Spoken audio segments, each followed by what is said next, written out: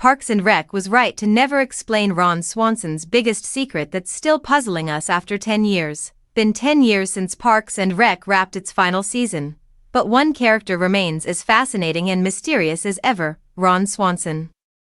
The stoic libertarian with a mustache of legend, played by Nick Offerman, kept us laughing with his love for steak, disdain for government, and deeply private nature. But behind this stoicism and all of Ron's quirks was one secret that shocked everyone and delighted viewers. The secret is none other than Ron's alter ego. Yet, even after all this time, one major question about that secret remains unanswered, and perhaps it is better that way. Now, let's talk about Duke Silver. Ron Swanson, played by Nick Offerman, was the Parks Department's stoic, woodworking, government-loathing director in Pawnee, Indiana. Beneath his tough exterior was a surprising secret, a smooth jazz saxophonist alter ego named Duke Silver.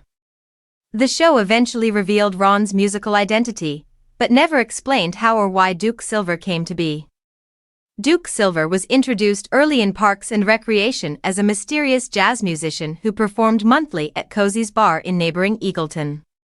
With a loyal fanbase of middle-aged women, like April Ludgate's mother, Duke Silver was everything Ron Swanson was not.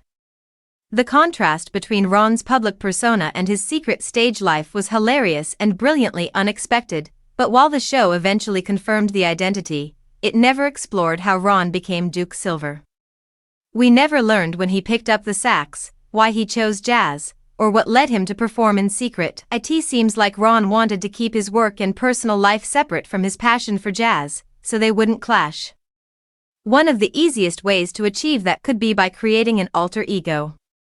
And, honestly, we believe that was the right call. Ron Swanson's entire identity was built around keeping people out.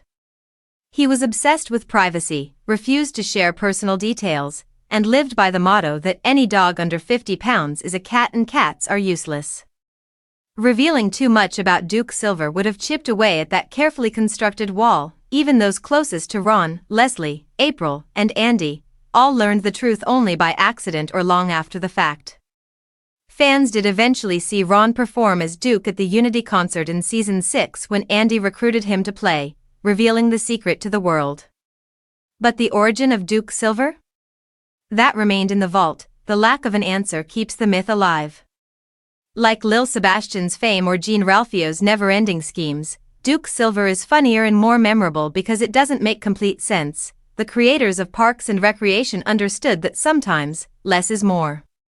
Explaining Duke Silver would have been satisfying, but it would have robbed Ron of one last mystery. And Ron Swanson, of all people, deserved to keep something for himself.